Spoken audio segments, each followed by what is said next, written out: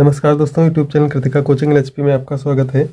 आज के इस वीडियो में क्लास 10th का चैप्टर है 13 पृष्ठीय क्षेत्रफल और आयतन, और इस चैप्टर की पहली अभ्यास है एक्सरसाइज 13A।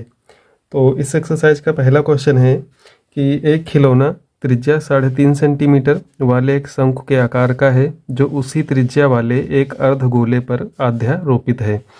इस खिलौने की संपूर्ण ऊंचाई 15.5 सेंटीमीटर है। इस खिलौने का संपूर्ण पृष्ठीय क्षेत्रफल ज्ञात कीजिए।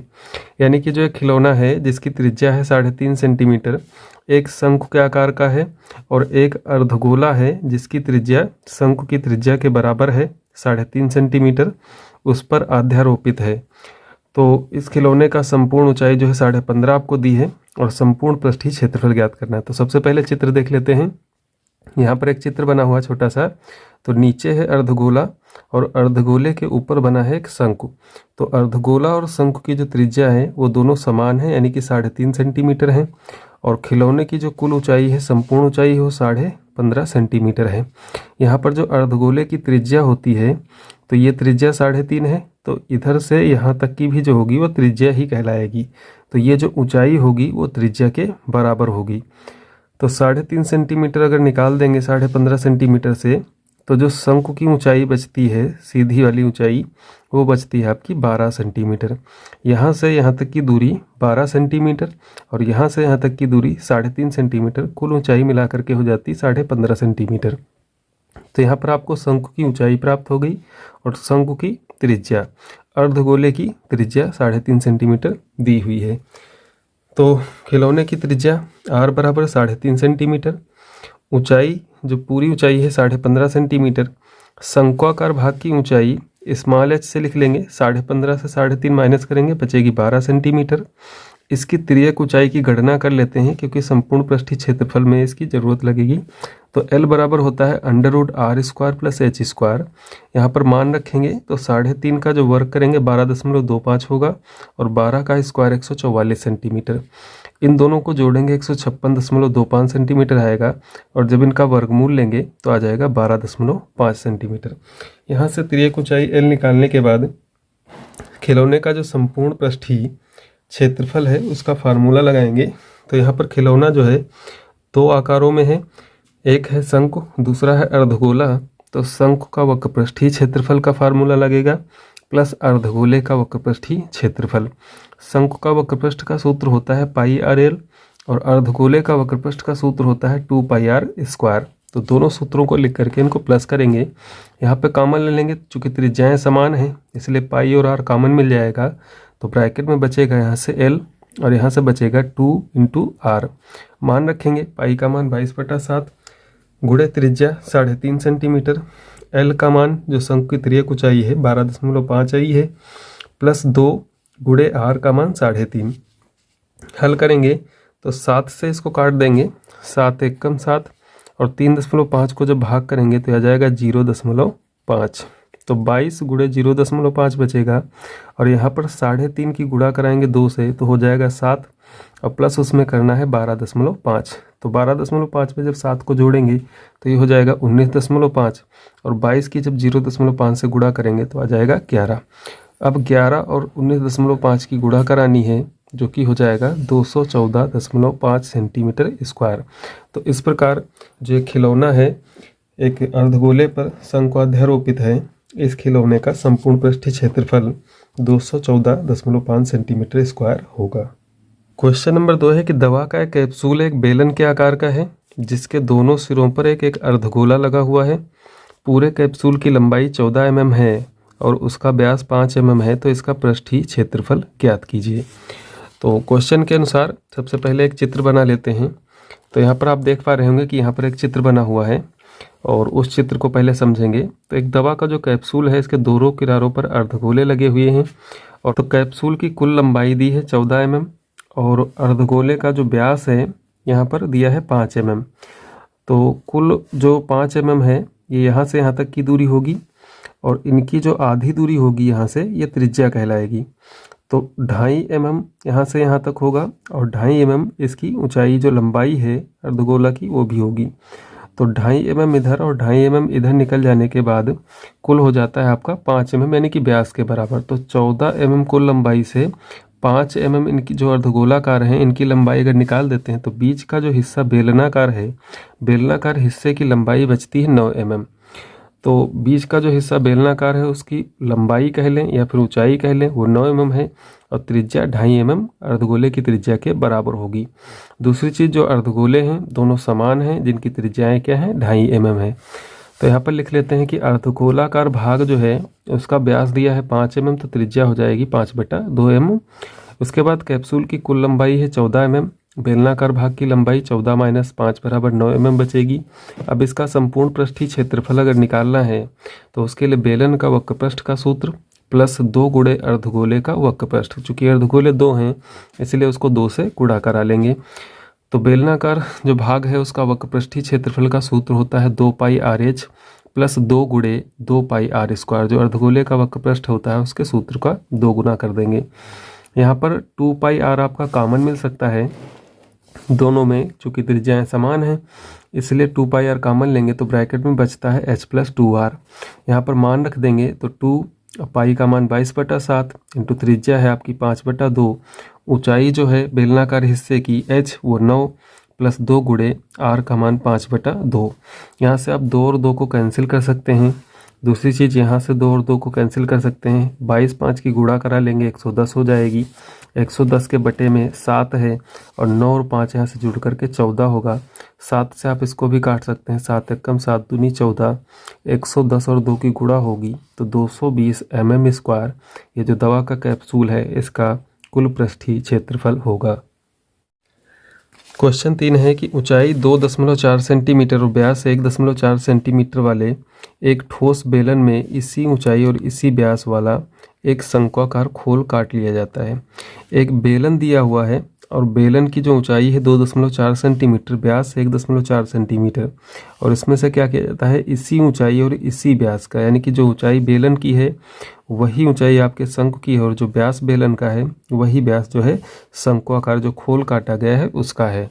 तो शेष बचे ठोस का निकटतम वर्ग सेंटीमीटर तक पृष्ठीय क्षेत्रफल ज्ञात कीजिए। तो इसका एक चित्र बना लेते हैं। तो चित्र आप देख पा रहे होंगे, यहाँ पे एक बेलन बना हुआ है और बेलन के एक अंदर जो है शंक्वाकार खोल काटा गया है। तो इसकी कुल ऊंचाई जो है वो 2.4 सेंटीमीटर है और इसका जो व्यास है वो 1.4 सेंटीमीटर है। तो त्रिज्या हो जाएगी इसकी आधी यानी कि 0.7 सेंटीमीटर। तो बेलन की ऊंचाई 2.4 सेंटीमीटर यानी कि इसको हम 24/10 सेंटीमीटर लिख सकते हैं। व्यास दिया है 1.4 सेंटीमीटर, त्रिज्या हो जाएगी 0.7 सेंटीमीटर, उसको भी आप 7/10 सेंटीमीटर करके लिख सकते हैं। अब यहाँ पर काटे गए शंकु की ऊंचाई जो है वो बेलन की ऊंचाई के बराबर है और उसकी जो त्रिज्या है वो भी बेलन की त्रिज्या के बराबर है।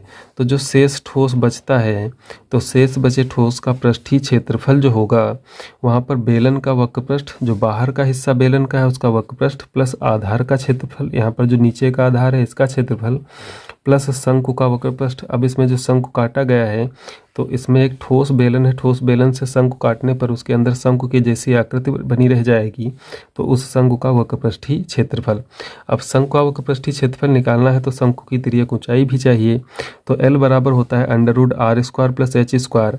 यहाँ पर r और h दोनों के मान पता हैं इसलिए इनका हम L का मान निकाल सकते हैं। तो 7/10 का स्क्वायर 49/100 और 24/10 का स्क्वायर 576/100 होगा।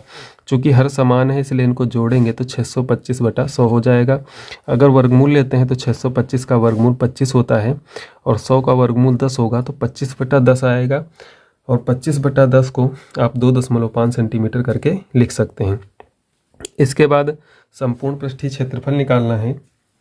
तो संपूर्ण पृष्ठीय क्षेत्रफल में बेलन का वक्रपृष्ठ 2πRh, आधार का क्षेत्रफल πr² और जो शंकु का वक्रपृष्ठ है πrl है।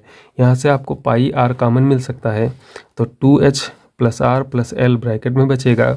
मान रखेंगे इनके, पाई का मान 22/7, r का मान 7/10 और 2h है इसलिए 2 गुणे h है 24/10 और r है 7/10 और l है 25/10। यहाँ पर हल करेंगे इनको तो 7 कैंसिल हो जाएगा, बच जाएगा 22/10 बाहर, गुणे ब्रैकेट में 24 दूना 48 +7 +25, चूँकि सबके बटे में हर में जो 10 है संख्या समान है, इसलिए 10 जो है एक सबके बटे में लिखेंगे और अंशों को जोड़ देंगे। इसके बाद यहाँ पर 22/7 और 48, 7 और 25, इन सबको जब जोड़ते हैं तो इनका जोड़ आ जाता है आपका 48 और 7 55, 5 60 20 80, यानी कि 80/10 हो जाएगा। अगर 80 और 22 की गुणा कराते हैं, या फिर यहाँ पे क्या करें कि 0 0 कैंसिल कर दें, तो 22 और 8 की गुणा कराते हैं 176 होगी। 176 को जब 10 से भाग करेंगे तो हो जाएगा 17.6 सेंटीमीटर स्क्वायर। चूँकि कहा गया है निकटतम सेंटीमीटर स्क्वायर में व्यक्त करना है, इसीलिए 17.6 जो है वो 18 के निकटतम है, तो इनका जो पृष्ठीय क्षेत्रफल होगा वो 18 सेंटीमीटर स्क्वायर होगा। प्रश्न नंबर 4 है कि भुजा 7 सेंटीमीटर वाले एक घनाकार ब्लॉक के ऊपर एक अर्धगोला रखा हुआ है। अर्धगोले का अधिकतम व्यास क्या हो सकता है? इस प्रकार बने ठोस का पृष्ठीय क्षेत्रफल ज्ञात कीजिए। तो यहाँ पर एक घनाकार ब्लॉक है जिसकी भुजा दी है 7 सेंटीमीटर और बताना है आपको कि अर्धगोले का अधिकतम व्यास क्या हो सकता है। तो चूँकि जो घनाकार ब्लॉक है उसकी भुजा 7 सेंटीमीटर है, इसलिए अर्धगोले का जो अधिकतम व्यास होगा वो भुजा के बराबर होगा उसकी। क्योंकि मान लेते हैं कि जैसे जिसका जो घनाकार ब्लॉक है उसका पृष्ठ जो है उसकी जो लंबाई होगी वो 7 सेंटीमीटर होगी, यहाँ से यहाँ तक की 7 सेंटीमीटर होगी। अब यहाँ पर आप रख रहे हैं एक अर्धगोला, तो अर्धगोले का जो व्यास होगा वो घनाकार ब्लॉक की जो भुजा होगी उस भुजा के बराबर होगी। तो अधिकतम व्यास होगा 7 सेंटीमीटर, एक उत्तर हो गया आपका। अब इसके बाद अगला है कि इस प्रकार जो ठोस बना है इस ठोस का पृष्ठीय क्षेत्रफल ज्ञात करना है।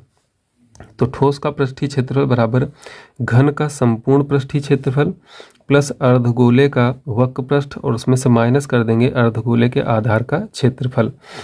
तो यहाँ पर घन का जो संपूर्ण पृष्ठीय क्षेत्रफल होता है 6 गुणे भुजा स्क्वायर, तो 6 गुणे भुजा है 7, 7 का स्क्वायर प्लस अर्धगोले का जो वक्र पृष्ठ होता है वो 2πr² होता है और उसमें से जो अर्धगोले का आधार होगा वृत्ताकार होगा तो πr² माइनस कर देंगे। यहाँ पर 6 गुणे 49 प्लस 2π और r² मतलब यहाँ से 2πr² था, वहाँ से πr² माइनस कर देंगे तो 2 से घट करके बचेगा πr², तो πr² ऐसे लिखा है। उसके बाद 6 और 49 की गुणा 294 होगी प्लस पाई का मान 22/7 और 7/2 7/2, चूँकि स्क्वायर है इसलिए 2 बार इसको लिख लेंगे। यहाँ से आप 7 7 काट सकते हैं, 2 से 11 को 22 को काट सकते हैं, 11 आएगा तो 11 7 77 और भाग में यहाँ पर बचता है 2। 249 प्लस 77/2, 77/2 का मतलब है 38.5 यानी कि 38.5, जोड़ेंगे आप तो आ जाएगा 332.5 सेंटीमीटर स्क्वायर। क्वेश्चन नंबर 5 है कि कोई बर्तन एक खोखले अर्धगोले के आकार का है जिसके ऊपर एक खोखला बेलन अध्यारोपित है। अर्धगोले का व्यास 14 सेंटीमीटर है और इस बर्तन की कुल ऊंचाई 13 सेंटीमीटर है। इस बर्तन का आंतरिक पृष्ठीय क्षेत्रफल ज्ञात कीजिए। यानी कि बर्तन ऐसा है कि अर्धगोले के ऊपर एक बेलन अध्यारोपित है। तो यहाँ पर आप एक चित्र देख पा रहे होंगे, एक अर्धगोला बना हुआ है और अर्धगोले के ऊपर एक बेलन बना हुआ है। तो इसमें जो अर्धगोले का व्यास है वो 14 सेंटीमीटर है, तो अर्धगोले का व्यास अगर 14 सेंटीमीटर है तो त्रिज्या 7 सेंटीमीटर होगी और बेलन की त्रिज्या अर्धगोले की त्रिज्या के बराबर होगी। बर्तन की कुल ऊंचाई 13 सेंटीमीटर दी है, तो यहाँ से कुल 13 सेंटीमीटर से 7 सेंटीमीटर आप ये वाली माइनस कर देंगे तो जो बेलन की ऊंचाई बचती है बचती 6 सेंटीमीटर। बेलन की त्रिज्या 7 सेंटीमीटर, बेलन की ऊंचाई 6 सेंटीमीटर, अर्धगोले की त्रिज्या 7 सेंटीमीटर, सारी चीज़ें लिख लेंगे। अर्धगोले का व्यास 14 सेंटीमीटर, त्रिज्या 7 सेंटीमीटर, बर्तन की कुल ऊंचाई 13 सेंटीमीटर जिसमें से आप माइनस कर देंगे 7 सेंटीमीटर तो 6 सेंटीमीटर बचती बेलनाकार भाग की ऊंचाई। अब बेलनाकार भाग की त्रिज्या 7 सेंटीमीटर। तो बर्तन का आंतरिक पृष्ठीय क्षेत्रफल ज्ञात करना है, उसके लिए अर्धगोले का वक्र पृष्ठीय क्षेत्रफल प्लस बेलन का जो वक्र पृष्ठीय क्षेत्रफल है इन दोनों के सूत्र लगेंगे और उसमें मान रखे जाएंगे, उसके बाद इसका आंसर आएगा। तो यहाँ पर देखते हैं जो अर्धगोले का वक्र पृष्ठ है उसका सूत्र है 2πr² और जो बेलन का वक्र पृष्ठ है उसका सूत्र है 2πrh। यहाँ से 2πr कॉमन मिल जाएगा तो r + h ब्रैकेट में बचेगा।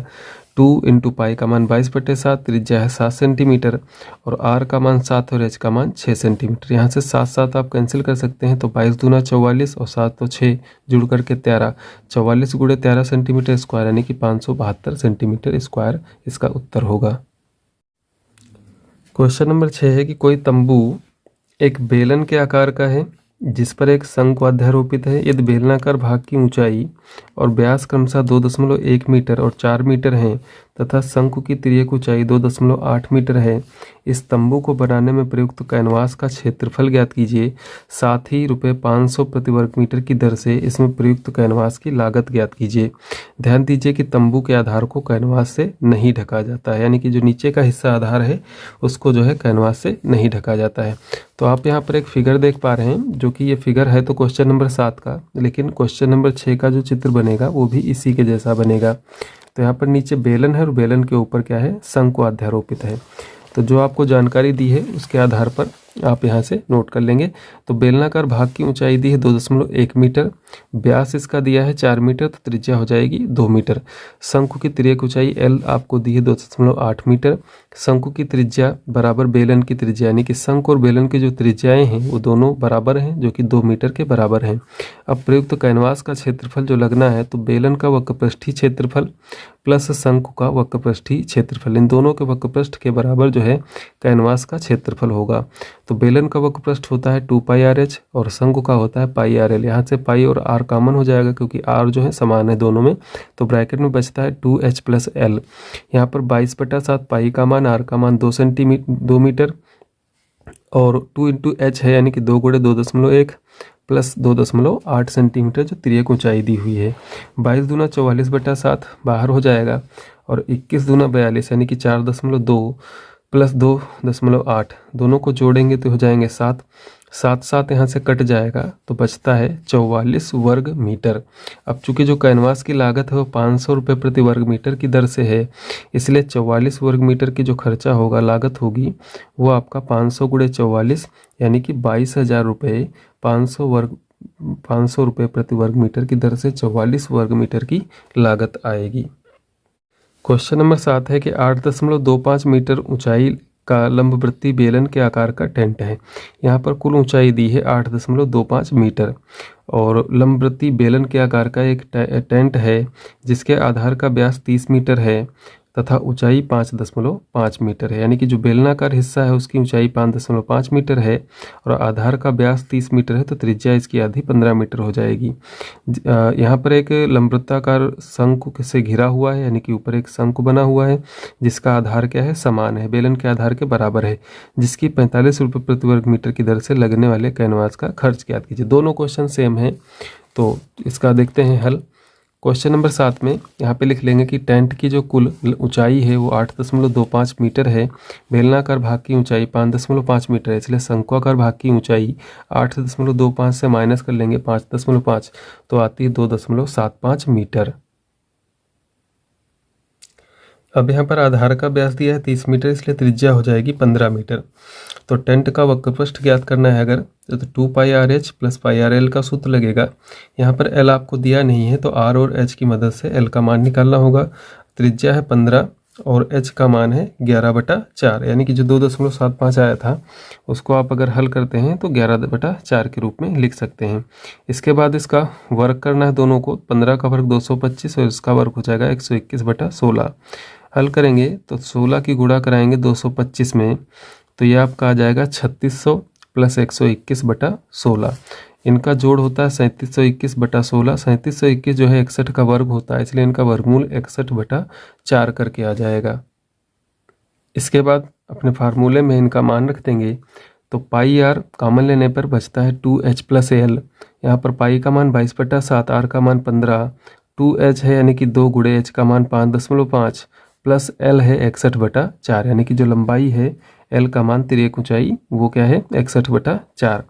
हल करेंगे तो 15 और 22 की गुणा कराएंगे 330/7 होगा, गुणे यहाँ पर इनको हल करेंगे तो 5.5 का दूना 11 होता है प्लस 61/4। इसके बाद 330/7 गुणे 4 की इधर गुणा कराएंगे तो 11 चौक 44 प्लस 61/4। 330 गुणे 61 और 44 का जोड़ 105 होगा और यहाँ पर भाग में 7 × 4। इनकी जब गुणा कराएंगे तो आ जाएगा 34,650/28। इसको अगर आप भाग कर लेते हैं तो यहाँ से आ जाता है 1237.5 वर्ग मीटर। अब ये आपका उस जो कैनवास है, कैनवास का क्षेत्रफल आया है और अब आपको लागत निकालनी है, खर्चा निकालना है। तो जो कैनवास का खर्चा दिया है, चूँकि 1 वर्ग मीटर कैनवास का खर्चा है 45 रुपये, इसलिए आपका जो वर्ग मीटर है वो 1237.5 वर्ग मीटर है। तो इसकी कुल लागत जो आएगी इसको 45 से गुणा करा देंगे। तो 45 गुणे 1237.5 जब गुणा कराएंगे तो रुपये में आ जाएगा 55,687.50, यानी कि 55,687 रुपया 50 पैसा उस कैनवास की कुल लागत होगी। प्रश्न नंबर 8 आप देख रहे हैं कि लकड़ी का खिलौना रॉकेट के एक शंकु के आकार का है जो एक बेलन पर अध्यारोपित है। यहाँ पर दिखाया गया है कि ऊपर का हिस्सा शंक्वाकार और नीचे का हिस्सा बेलनाकार है।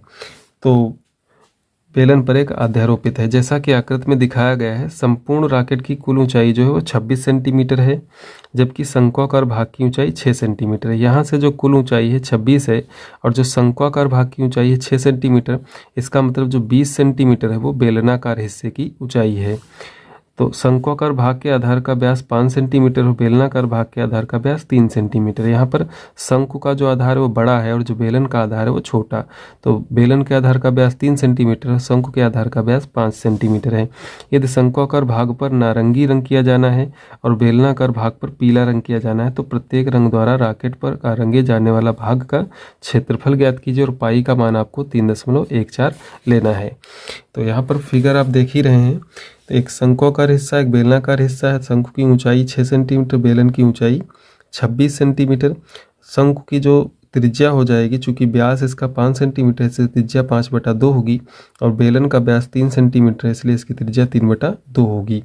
अब इनमें से इन दोनों को अलग अलग रंग से रंगा जाना है तो इनका वक्रपृष्ठीय क्षेत्रफल निकालेंगे और पाई का मान 3.14 लेंगे। तो इनका हल देखते हैं। यहाँ पर दिया है संपूर्ण रॉकेट की ऊंचाई 26 सेंटीमीटर, शंक्वाकार भाग की ऊंचाई 6 सेंटीमीटर, बेलनाकार भाग की ऊंचाई हो जाएगी 26 - 6 यानी कि 20 सेंटीमीटर। उसके बाद शंक्वाकार भाग के आधार का व्यास दिया 5 सेंटीमीटर, त्रिज्या इसको R1 लिख लेंगे, हो जाएगी 5/2 सेंटीमीटर।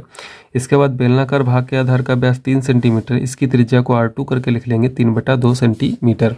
अब नारंगी रंग द्वारा रंगे जाने वाला जो क्षेत्रफल होगा, चूँकि नारंगी रंग से आपको रंगना है इसका शंक्वाकार भाग को, तो शंक्वाकार भाग जो नारंगी रंग से रंगा जाना है उसका क्षेत्रफल का सूत्र हो जाएगा pi R1L plus pi R square minus pi R2 square. Pi R1 square यानी कि शंक्वाकार भाग जो है उसके जो आधार है वो वृत्ताकार है, तो उस वृत्ताकार हिस्से का क्षेत्रफल और उसमें से माइनस कर देंगे जितना बेलनाकार हिस्सा है उसके आधार का क्षेत्रफल। तो पाई R1L प्लस पाई R1 स्क्वायर प्लस माइनस हो जाएगा पाई R2 स्क्वायर। यहाँ पर L है तो L यानी कि तिर्यक ऊंचाई, शंकु की तिर्यक ऊंचाई यहाँ से निकाल लेंगे। तो L बराबर √R square plus H square सूत्र होता है। जो शंक्वाकार भाग है उसकी त्रिज्या 5/2 है और ऊंचाई 6 है, मान रख लेंगे। तो 25/4 प्लस 36, 4 की गुणा कराएंगे, 25 प्लस 144/4 169/4 हो जाएगा, जो कि इसका वर्गमूल निकालते हैं तो 169 का वर्गमूल 13 और 4 का वर्गमूल 2, तो तिर्यक ऊंचाई 13/2 आ गई। अब इसमें मान रख लेंगे, पाई हर जगह कॉमन है इसलिए पाई का कॉमन ले लेंगे। तो ब्रैकेट में बचता है R1L plus R1 square minus R2 square. Pi का मान आपको 3.14 लेना है। R1 का मान 5/2 है, L का मान 13/2 अभी निकाला है और R1 का मान फिर यहाँ पर 5/2 का स्क्वायर माइनस R2 का मान 3/2 का स्क्वायर। 3.14 इसका 13×5 65/4 हो जाएगा, 25/4 हो जाएगा, माइनस 9/4 होगा। अब चूंकि हर इनके समान है इसलिए 3.14 ब्रैकेट में 65 और 25 जुड़ जाएंगे, 90/4 होगा, माइनस यहाँ से 9/4 करेंगे जो कि 81/4 होगा। तो 3.14 की गुणा होगी 81/4 से, यहाँ पर गुणा करा लेंगे 3.14 की 81 तो आ जाएगा 254.34/4, 4 से इसको भाग करेंगे तो आ जाएगा 63.585 सेंटीमीटर स्क्वायर। तो यह वह क्षेत्रफल है जो नारंगी रंग से इसको रंगा जाना है। अब निकाल लेते हैं कि पीले रंग द्वारा रंगे जाने वाले क्षेत्र का क्षेत्रफल। तो पीला रंग जो रंगना है वो आपको बेलनाकार हिस्से पर रंगना है। तो बेलन का वक्रपृष्ठ का सूत्र है 2πRH होता है, लेकिन यहाँ पर 2 त्रिज्याएं हैं इसलिए इसको R2 माना है, तो 2πR2H प्लस इसके आधार का जो क्षेत्रफल है पाई R2 स्क्वायर। तो पाई R2 कॉमन हो जाएगा तो 2H प्लस R2 होगा। पाई का मान 3.14, R2 का मान 3/2 है, 2 इंटू एच का मान 20 सेंटीमीटर है प्लस R2 यानी कि 3/2।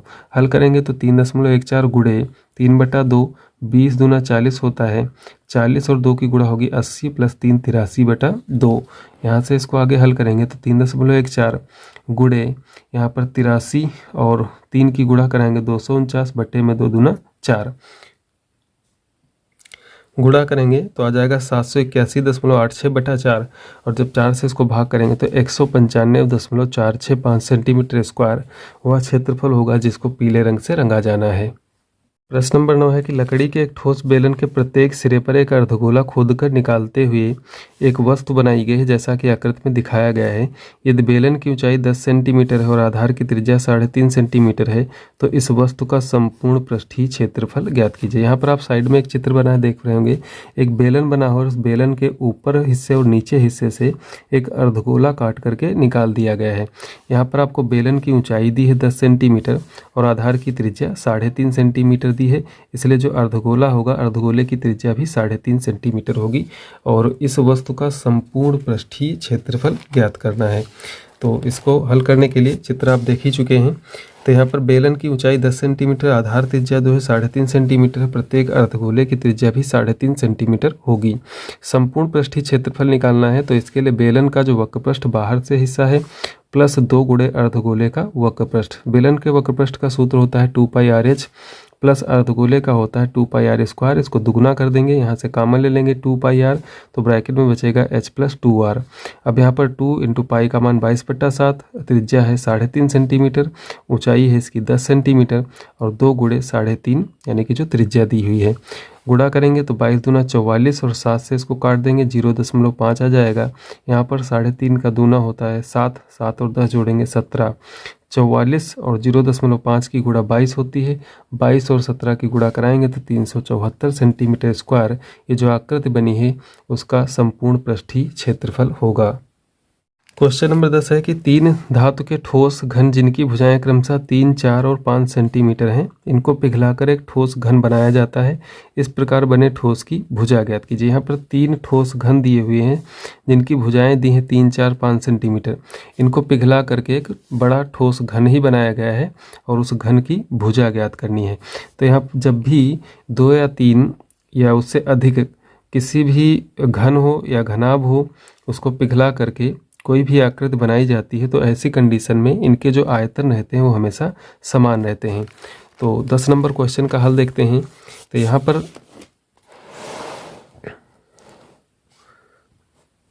पर जैसे पहले घन की भुजा दी है 3 सेंटीमीटर, दूसरे घन की भुजा दी है 4 सेंटीमीटर, तीसरे घन की भुजा दी है 5 सेंटीमीटर। तो इन तीनों घनों का कुल आयतन निकाल लेते हैं। तो घन के आयतन का सूत्र होता है भुजा क्यूब, इसलिए तीनों का 3 का घन हो जाएगा, 4 का घन हो जाएगा, 5 का घन हो जाएगा। 3 का घन 27, 4 का घन 64, 5 का घन 125, तीनों को जोड़ लेंगे 216 सेंटीमीटर क्यूब हो जाएगा। अब ये जो 3 घन हैं उनका जो आयतन है वो जो नया घन बना है उसके आयतन के बराबर होगा। तो नए बने घन का आयतन बराबर तीनों घनों का कुल आयतन। तो नए घन का आयतन का सूत्र भी भुजा क्यूब होगा और यहाँ पर इनका आयतन है 216, वर्गमूल ले लेंगे तो भुजा बराबर आ जाएगी 6 सेंटीमीटर। 6 का घन 216 होता है, घनमूल लेंगे तो इनका भुजा जो होगी वो 6 सेंटीमीटर। तो इस प्रकार जो नया ठोस बना है घन उसकी भुजा 6 सेंटीमीटर होगी। क्वेश्चन नंबर 11 है कि 1.4 सेंटीमीटर व्यास वाले कंचों को 7 सेंटीमीटर व्यास वाले बेलनाकार बीकर में डाला जाता है। कंचे हैं जो कि गोले के उदाहरण हैं, तो 1.4 सेंटीमीटर इनका व्यास है और एक बेलनाकार बीकर है जिसका व्यास दिया है 7 सेंटीमीटर। उन बीकर में डालना है इनको। बीकर में कितने कंचे डाले जाएं कि बीकर के पानी का तल 5.6 सेंटीमीटर ऊंचा हो जाए। तो इसका हल देखते हैं। यहाँ पर 11 नंबर क्वेश्चन है। प्रत्येक कंचे का व्यास दिया है 1.4 सेंटीमीटर, इसलिए इनकी त्रिज्या हो जाएगी 0.7 सेंटीमीटर। बेलनाकार बीकर का व्यास 7 सेंटीमीटर दिया है, इसलिए इसकी त्रिज्या हो जाएगी 7/2 सेंटीमीटर। दोनों की त्रिज्याएं निकालने के बाद पानी के तल की ऊंचाई आपको बढ़ानी है 5.6 सेंटीमीटर। तो एक कंचे का जो आयतन है, चूंकि गोला है इसलिए गोले का सूत्र लगेगा 4/3 पाई r क्यूब। कंचों की संख्या अगर आपको निकालनी है तो यहाँ पर जो बेलन है, बेलनाकार जो बीकर है, बीकर के जो जितना पानी है उसमें 5.6 सेंटीमीटर, तो उस पानी का जो आयतन है उसको भाग करना होगा आपको एक कंचे के आयतन के सूत्र से। तो बेलन का आयतन का सूत्र होता है pi into r square into h. तो पाई का जो है आर स्क्वायर यानी कि जो बेलन की त्रिज्या है 7/2, वो 2 बार आपको लिखनी है, और पानी की जो ऊंचाई है 5.6 सेंटीमीटर बटे एक कंचे का जो आयतन है 4/3 पाई 0.7 का घन है, इसलिए इसको 3 बार लिख लेंगे। यहाँ से आप पाई पाई कैंसिल कर सकते हैं।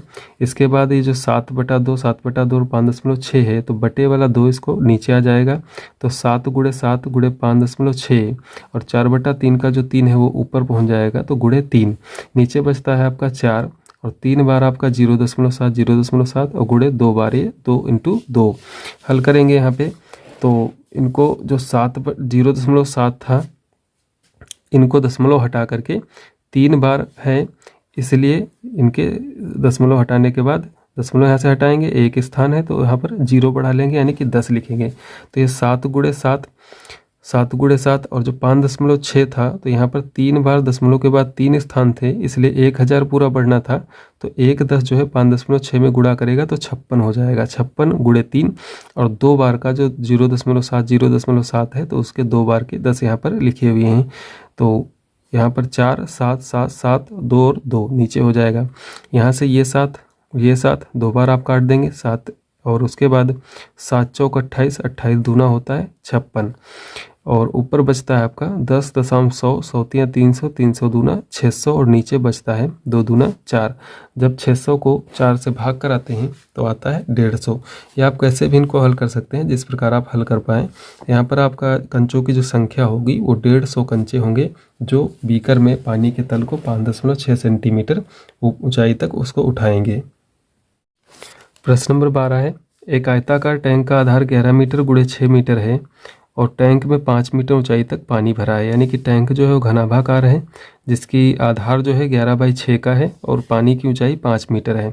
यदि पानी की त्रिज्या 3.5 मीटर के बेलनाकार टैंक में स्थानांतरित कर दिया जाता है, तो पानी के तल की ऊंचाई ज्ञात कीजिए। यहाँ पर ध्यान देना है आपको कि टैंक आयताकार है, उसका आधार, तो यानी कि जो पानी जब भरने पर वो जो रूप होगा वो घनाभ का रूप होगा, तो इसका जो पानी का आयतन है वो आप बेलनाकार टैंक में स्थानांतरित कर रहे हैं, तो आयतन जो है समान रहेगा। तो बेलनाकार जो टैंक है उसकी आधार की त्रिज्या आपको दी है और पानी के तल की ऊंचाई बतानी कि कितनी ऊंचाई तक पानी उसमें जाएगा।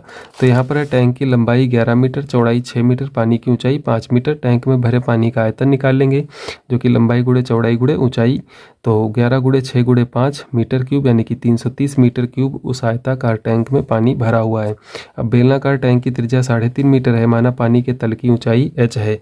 तो अब जब पानी बेलनाकार टैंक में पहुंच गया तो जो उसका आयतन होगा ये घनाभाकार टैंक के आयतन के बराबर होगा। प्रश्नानुसार पाई r स्क्वायर h बेलन के आयतन का सूत्र होता है बराबर 330। यहाँ पर पाई का मान 22/7, r का मान 7/2, 7/2 और h आपको ज्ञात करना है। तो यहाँ से 7 7 कैंसिल कर सकते हैं, यहाँ से 2 से काट देंगे अगर इसको, तो 11 बार में कट जाएगा, तो 11 सते 77/2 × h बराबर 330। 77/2 का जब पक्षांतर करेंगे तो 2/77 हो जाएगा। यहाँ से 11 से काट देंगे तो 11 सते 77, 11 तियाँ 33 यानी कि 30, और 30 दूना 60, 60/7 मीटर, और इसको जब भाग करेंगे 60 को 7 से तो आ जाएगा 8.6 मीटर। तो जो बेलनाकार टैंक में पानी को स्थानांतरित किया गया है तो उसमें पानी की जो ऊंचाई होगी वो 8.6 मीटर होगी। लास्ट क्वेश्चन है क्वेश्चन नंबर 13 एक्सरसाइज का। एक बेलनाकार भवन के ऊपर अर्धगोलाकार गुंबद है, उसमें उपस्थित हवा का आयतन 41 सही 19/21 घन मीटर है। यदि गुंबद का आंतरिक व्यास भवन की कुल ऊंचाई के बराबर हो तो भवन की ऊंचाई ज्ञात कीजिए। तो यहाँ पर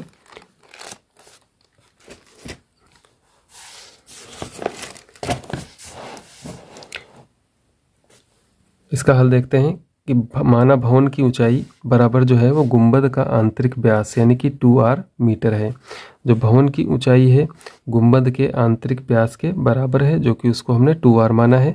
तो भवन की जो त्रिज्या होगी यानी कि जो गुंबदाकार भवन है उसकी त्रिज्या क्या हो जाएगी, आधी हो जाएगी r मीटर। बेलनाकार भाग की ऊंचाई 2r - r यानी कि r मीटर होगी।